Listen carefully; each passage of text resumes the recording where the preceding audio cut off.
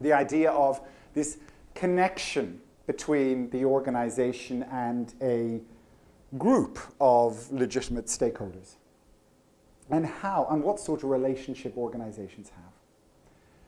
Let's develop that kind of internally with the view that certain organizations, if we develop the metaphor notion, instead of this idea of the prison and the machine, are increasingly working at the idea of the organization as a mosaic. That in terms of the workplace has got multiple legitimate narratives. And it's a question of how the organization connects with those. And let's do it from the point of view of developing the notion of equality and how this concept of equality has developed. What I'd like to do is to hang this around 4 questions today. One, this notion of what is equality? Okay? Let's look at, again, the historical context here, how it has developed. And I will say that this is, surprise, surprise, all of these, sort of the answer to these are not unproblematic. And how this notion has developed in quite a subtle but fundamental way, and how that has reflected underlying societal shifts, and how it particularly moves and fits with this notion that we've talked of from Beck about this idea of moving from sort of increasingly towards individualization. Okay, and I sense that that is mirrored in terms of how we look at this notion of equality. Let's look at what's driving it. Okay? What's the rationale? What's the logic? Why have we suddenly had this push within organizations to move down this field? In some cases, we talked about this last week around the business case. To what extent does that fit in to this whole driver behind this? Then let's ask the idea that we've had equality out there for quite some time. Some would say from the times of ancient Rome and Greece and the like. Okay, so why is it so difficult to achieve? Or some would say we have actually achieved it, but what is? Let's look at how this is quite a complex issue in terms of from a multi-layered point of view. And if we think it is difficult to achieve, can anything really be done? How might we do something about this? Now, in previous years, I've been accused of being quite negative about sort of the possibility of actually achieving anything substantive in this field, okay? I'd like to end on quite a positive note here, okay? In the sense that I do think stuff can be done. And what I'd like to do is to make a connection, which we will develop out next week, about this relationship between theory and practice. Because I think there's some wonderful examples here, how we can actually take what we do here and bring it back into the workplace in a form of critical practice to make a difference for people's lives. Because today, and one of the key distinctions surrounding this subject is there's so much rhetoric surrounding this subject that how do we start to gauge this against the lived experience of what people feel on a day-to-day basis within organizations, which for me is what really, really matters here. You can print all you like in the reams and reams of policies that you can have for diversity, equal ops, and everything like that. But what really matters is the lived experience on a day-to-day basis. And that's what should be really motivating us, I would suggest. Okay? And we'll move particularly, and the connection will go to Carl Weick next week when we talk a little bit more from his perspective about this theory-practice thing. Weick's notion of small wins, I think, is hugely, hugely, hugely useful here. Okay? There's an enormous amount to achieve here. What I will suggest is, let me try and get to 5 to 1, okay? And then let's look back at it within the seminar to dig and to drill a little bit deeper on some of sort of the key areas so we do justice to the subtlety. Okay? Cool. Let's look initially about this whole idea of what is equality. And this is, I think this is quite fascinating because in the words of, a second time I'll use, God bless him. Rob Farr. And do you remember Rob Farr? Were you? Yeah. Rob Farr was professor of social psychology here way back, 15, 16. Rob Farr had this wonderful thing about the long history and the short past. And equality is one of those great subject areas that has a very long history but a relatively short past. You can look back there. You can look back to ancient Greek. You can look back to Rome, okay? And you can see where equality was in some shape or form put out there, okay? You can look at the Enlightenment. Remember we talked about the Enlightenment right at the very start here, and we said, you know, a lot of the things that motivated through all this was the Enlightenment ideal, how we shone a bright light over those dark ages in terms of emancipation on the basis of reason. And included there within the Enlightenment ideal from a Western point of view is this notion of equality. That was represented in the French Constitution, in the US Constitution, okay?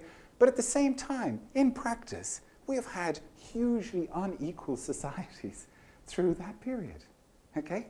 Like we have had a lot of stuff written down in terms of paper, we have had it there in ideals. But within my lifetime, we have still dealt with the most extraordinary discrimination from an overt point of view. You know, it's only within, you know, in the Second World War, we fought a war on the basis of, you know, the US had separate regiments and battalions for black people, right? We have had everything down in Alabama and the southern states, and you could argue to a certain extent in the southern states of the US, you know, that there is still effectively, you know, horrible, horrible prejudice on a day-to-day basis. I have seen, you have seen, some of you, Nelson Mandela walk out of prison, right? And you've seen apartheid turned upside down. South African state has come into the real world, you know, but look how that was formalized. As I grew up, that was a reality. I came here with my parents, with my father in 1970. Okay, now granted, he was born here in the UK, and we used to come over here for summer holidays. I remember him showing me a pub that's still there today, that's opposite Liverpool Street Station, that in 1970 still had a message outside it that said, "No dogs are Irish people." Okay? That's 1970. Long past, short history. Right? Now, through that time, and here's the thing. Through that time, this concept of equality has evolved in quite an interesting type of way. I would suggest we've moved from a very collective, general understanding. If you look at the whole shift that's taken place, initially we went down the equal opportunities, affirmative action type of route. That was something represented in law. That provides the backdrop to a lot of our discussions here at the moment. That was the route that we went down through the 60s and into the 70s. Both sides of the Atlantic and all sorts of other constitutions. That was very, very much a general approach. And that, to a large extent, was based around the idea of positive action, positive discrimination. But there were huge difficulties associated with this. Huge difficulties. You know, very difficult for legislation to properly close off all the areas associated with a particular form of discrimination. Problems with application. And to be quite honest, lots and lots of resistance. And what we saw around 15 or so years ago was a subtle shift towards the notion of diversity. Diversity and equal ops are often used, okay, and as terms interchangeably. Subtle but fundamental difference between the two. I would suggest that diversity is far, far more of an individualistic concept. Interestingly, the concept of diversity came from the US. It came in response to skill shortage, the war for talent, lots of dismal demographics around anything, where basically people were looking around and saying, we need to look at our workforce and find ways of tapping all those sort of untapped sources that exist there, okay? There was also something of a shift in terms of values that we've talked about, in terms of this idea of, within the workplace, people reaching their potential, etc. And this notion of individual potential and talent is central to the notion of diversity. From a political point of view, I'd also say that there was a huge pushback from the right in terms of general collective equal ops type mentality towards something that was much more voluntary, okay, and much more private sector orientated than the public sector type of enforced situation. So it was it was deemed to be a more positive and business-friendly type of concept. Now, you could look at, if you look at it, you could look at I suppose, the societal connection with diversity is the likes of multiculturalism. Right? This whole idea that within our particular societies, we respect, we celebrate difference. We recognize difference and believe that people have the right within our particular society to maintain that sense of individual/collective identity. Right? That, I will suggest, has also run into some issues. Far, far, far from plain sailing, where our diversity, multicultural view has come about. One is the complexity surrounding all of this. This idea of rights and responsibilities. The likes of diversity is very much it's a focus on rights. But what's the flip side of this? I have rights associated with my particular diverse grouping. Okay? But what's the flip side? What are the responsibilities? The Blair government in particular tried to bring out this notion of responsibilities, but it's never really, really, really been fully developed. Okay? And particularly, we throw up an issue as to how you balance between different diverse groups, okay? Because all differences are, in effect, deemed equal. Big issue there recently. You would have seen in the UK, where you saw a gay couple who went to stay at a guest house in Wales. The guest house owners refused to allow them in. They said on religious grounds they didn't want them through the front door. So where's the balance between these two areas that supposedly have an equal ranking from a theoretical perspective? Practically, you have to make a distinction. And as a consequence, I will suggest we are now seeing a repositioning of the concept of equality towards the idea of inclusion. And that has its societal connect, okay, from the point of view of integration.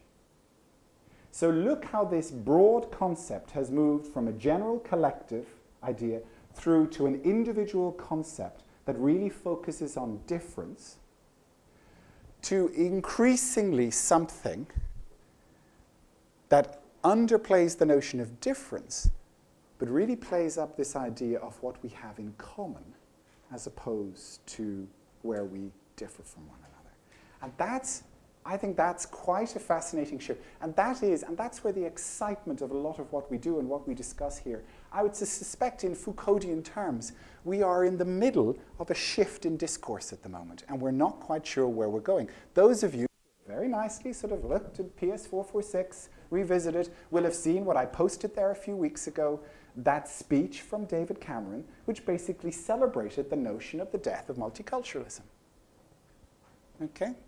Let's talk within the seminar as to why that has come about, et cetera, sort of from a wider societal sense.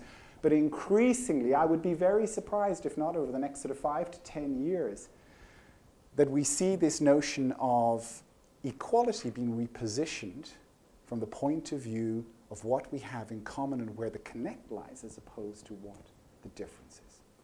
So it's not a static concept. It's an evolving concept. There's a lot of labels here that are used interchangeably. There's a subtle but fundamental difference between these labels. These labels in themselves have a basis, I would suggest, in a wider shift within society and fit quite nicely with some of these frameworks we've looked at that sort of explain that, particularly this Beckian notion of a move towards greater individualization. Okay? Not a static concept, and at a very interesting moment at the moment as to sort of what that concept looks like going forward.